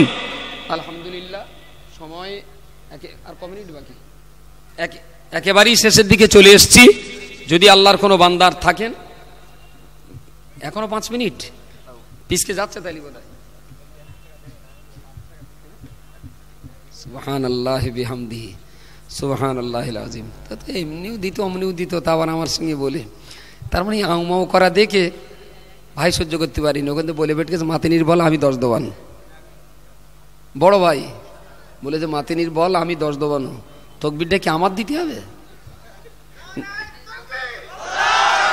নারে তাকবীর, সিলসিলায়ে ফুরফুরা শরীফ, মহান ইসালে সওয়াব, মহান ইসালে সওয়াব। আলহামদুলিল্লাহ, শুকরিয়া আল্লাহর, আল্লাহ পাকের দরবারে কোটি কোটি শুকরিয়া। 2 টাকা 8 আনা 1 টাকা করতে করতে 10,000 টাকা পর্যন্ত আল্লাহ দিয়েছেন। আব্বা বলছিলেন যে এবছরে মাদ্রাসা চালিয়ে খুব একটা ঋণ হয় না মাদ্রাসা। আব্বা যেভাবে ওকে এদিক সেদিক করে মোটামুটি ঘাটতি পূরণ করেন, কিন্তু গত বছরে একটা বিরাট আর্থিকভাবে আমরা আঘাত খেয়েছিলাম। 30,000 টাকা দেনদার ছিল গত বছরের। 30,000 টাকা দেনদার ছিলেন আব্বা, 35,000 টাকা। তো 10,000 টাকা তো ভাই দিয়েছেন, আর 25,000 টাকা 2 বছর বা 1 বছর টাইম নিয়ে কোনো ভাই যদি থাকে যে দেনার টাকাটা আমি আস্তে আস্তে করে দিয়ে দেব। বইকারা মাদ্রাসা আমি যতদূর জানি ঋণগ্রস্ত হয়ে চলিনি কোনো দিন। জি, কখনোই আব্বা ঋণ করা পছন্দ করেন না। কোনো দোকানে বিল্ডার্সে, শিক্ষকদের, মাস্টারদের কারোর পয়সা কখনো বাকি থাকে না। ঠিক মাস পড়ার আগেই যথারীতি তাদের বেতন পরিশোধ করে দেওয়া হয়। এবছরই শুধু এই 35,000 টাকা দেনার বোঝা আব্বাজানের ঘাড়ে রয়েছে। আমার ভাই দোলা ভাই মৌলানা আবুল হাসান সাহেব আলহামদুলিল্লাহ উনি 1,000 টাকা দেবেন, শুকরিয়া আল্লাহর। তা আমার আর বোনেই কটা তারা কি সব কি চা খাচ্ছে নাকি এখন? ওরাও যদি সবাই 1 টাকা দিত তা অন্তত আর একটা ঘাটতি বোধহয়, বড় ভাই তো একটা ঘাটতি দিয়েছেন, ওরা সবাই 1 টাকা করে দিলে আর একটা ঘাটতি বোধহয় পূরণ হতো। 3 ঘাটের 1 ঘাট। দেখেন সবাই মিলে আল্লাহর রাস্তে 25,000 টাকাই দেনার বোঝাটা যে সমস্ত ভাইরা, বন্ধুরা, বাবাজিরা দান করেছেন, আল্লাহ শুকরিয়া, আমি তাদের কৃতজ্ঞতা স্বীকার করছি। এরপরেও যদি কারো দেওয়ার হিম্মত থাকে, ক্ষমতা থাকে, 1,000 বা 10,000 করে 2-1 জন যদি দায়িত্ব নিয়ে এই ঋণটা, আলহামদুলিল্লাহ এটা আমার ভাগনা। কোম্পানিতে যা প্রোডাকশন হয়েছে না, মার্কেটে উঠলি দুনিয়া জ্বলে যাবে। এক্ষুনি কোম্পানির প্রোডাকশন প্রায় সর কাছাকাছি, প্রায়। শুধু তো দোয়া করছি আল্লাহ চটচট করে বড় করে দাও। একটা করে স্ট্যাম্প মেনে মার্কেটে তুলে দিলি না, বাকি যে যা 2-4টা চামচিকিটি আছে, ঘরের দরজা খোলার টাইম পাবে না ঘরে ওঠার জন্যে। যত হিংসা করবে তত আল্লাহ বরকত দেবে। সেই জন্যে বলছি আমার ওই ভাগনাটা ঋণ বলেছি, ওর আব্বা আবার 200 টাকা পাঠিয়ে দিয়েছে। আল্লাহ খায়ের করুন। জনাব মোহাম্মদ হাফিজুল ইসলাম টাকা লেখা নিকালে, ও 1,000 টাকা, ও তো 200 টাকা দিয়ে গেছে, এটা বাদ দেও।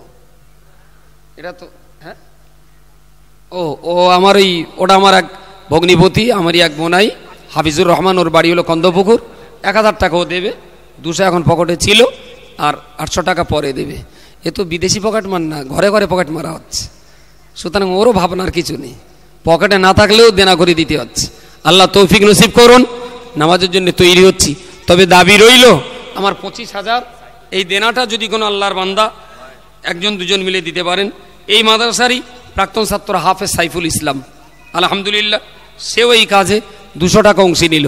আল্লাহ সকলের দানকে কবুল করেন, আল্লাহ উদ্দেশ্য সফল করুন। খুব কপাল ঠেলা করে আল্লাহর উপরে ভরসা করে আপনাদের কাছে বলে যাচ্ছি, মাগরিবের নামাজের পরে হুজুর এই 25,000 টাকার কথা বলবেন, হুজুর 25,000 টাকার কথা বলবেন।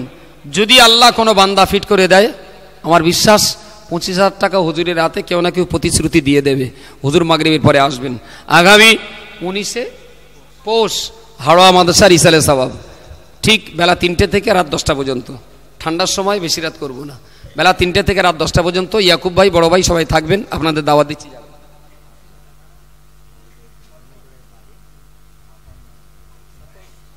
আলহামদুলিল্লাহ।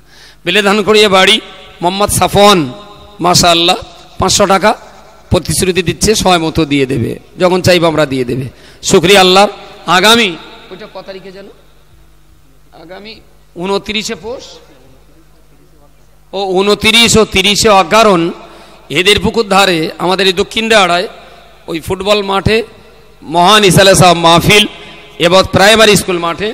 এবছরে গতবারও হয়েছিল, হাজার হাজার মানুষ অংশ নিয়েছিলেন। এবছরেও আপনাদের দাওয়াত দিচ্ছি, 29 এবং 30 দুদিন হবে। তো 29 তারিখটা প্রথম তারিখ, 30 তারিখটায় বাইরের আলেমালামারা থাকবেন। 29 তারিখে কেরাত গজল প্রতিযোগিতা, আরও অনেক কিছু হবে। ইস্তেহার পড়বেন, সুযোগ পেলে আপনারা 30 অগারণ সবাই এই মজলিসে অংশ নেবেন। আলহামদুলিল্লাহ। আমার মামা আব্দুর রশিদ মামুজি, উনিও 1,000 টাকা প্রতিশ্রুতি দিয়েছেন। আল্লাহ কবুল করুন, সকলের উদ্দেশ্য মনোবাঞ্ছা আল্লাহ পূর্ণ করুন। আমাদেরই দানের বিনিময়ে দুনিয়ায় আর কিছু আমাদের দরকার নেই, আল্লাহ খুব ভালো রেখেছেন। এই দানের বিনিময়ে আল্লাহ যেন হাসরের মাঠে নবীর হাতের এক গ্লাস কাউসারের পানি যেন আল্লাহ আমাদের নসিবে কবুল করেন, বলুন আমিন। আলহামদুলিল্লাহ, মাশাআল্লাহ, জাযাকাল্লাহ, শুকরিয়া আল্লাহর। আউমাউ করা দেখে জামাইও আর থাকতে পারিনি, এটা আমাদের বড় ভাইয়ের জামাই আব্দুর রহমান সাহেব, আর আমাকে অনেক দিনের জামাই, বেরিয়েছে হয়তো অল্প দিনে। তো ওর কাছে এতক্ষণ বসে বসে লিখেছে প্রতিশ্রুতি, ওর মনটাও কেমন বলেছে, বলে আমি 2000 টাকা দেবো খুনি, যাতে দাদুর ঋণটা মুক্ত হয়, দাদুর ঘাড়ে যাতে ঋণের বোঝাটা না থাকে। আলহামদুলিল্লাহ, সেও 2000 টাকা দেবে, আল্লাহ যেন কবুল করেন, বলুন আল্লাহুম্মা আমিন। আমার বড় আব্বার বড় ছেলে মোহাম্মদ আব্দুল নঈম, ও 400 টাকা দিয়ে, গরিব মানুষ কেটে কুটে খায়, তবে কী বা বলবো, ওরও কপাল পোড়া। তা নইলে আমাদের ভাইদের এইরকম অবস্থা ঘটে। আল্লাহ যেন ওর একটু, সবার কাছে আমি খুব করজোরে দোয়াটা যাচ্ছে, আপনারা একটু দোয়া করেন আমার এই ভাইটারা যেন আল্লাহ হেদায়েত করেন, বলুন আল্লাহুম্মা আমিন। ওর জন্যে কাবা শরীফে পর্যন্ত আমি দাঁড়িয়ে আল্লাহর কাছে বলেছি, আল্লাহ তুমি ওর একটু হেদায়েত করো। ওর একটা বাচ্চাকেও হারিয়েছে, বোম্বেতে বাচ্চাটা মারা গেছে, আমাদেরই ভাইপো, একটু খাস করে সেই বাচ্চাটার জন্য দোয়া করেন, আল্লাহ যেন তার পরকালকে মুক্ত করেন, এবং সর্বোপরি আমার এই ভাইটাকে যেন আল্লাহ ঈমান এবং ইসলামের উপরে যেন আল্লাহ কায়েম রাখেন, বলুন আল্লাহুম্মা আমিন। আলহামদুলিল্লাহ, নামাজের সময় হয়ে গেছে। মনু ভাই, ও আলহামদুলিল্লাহ, আমার বড় আব্বার বড় জামাই, তার মানে আমাদের গোষ্ঠীর প্রথম জামাই মনোয়ার রহমান। এই মাঠ পার হলেই ওপারে বাড়ি, কি করবো, আমাদের কপাল খারাপ, আগে টুপটাপ মাঠ পার হয়ে যেতাম বোনাইদের বাড়ি, এখন আর সময় হয় না, ওরা খুব যত্ন করে কিন্তু যেতে পারি না। ভাইও 1000 টাকা দেবেন, এক্ষুনি জামাত হবে, জামাতের পরপরই হুজুর আসবেন। 25,000 টাকা বলেছিলাম, তা কম বেশি তারপরে প্রায় 4-5 হয়ে গেছে। আমার বিশ্বাস হুজুর কেবলা বললে কোনো না কোনো আল্লাহর বান্দা বাকি কুড়ির প্রতিশ্রুতি দিয়ে দেবেন। কাতা সোজা করুন, এক্ষুনি আজান হবে, কাতা সোজা করুন।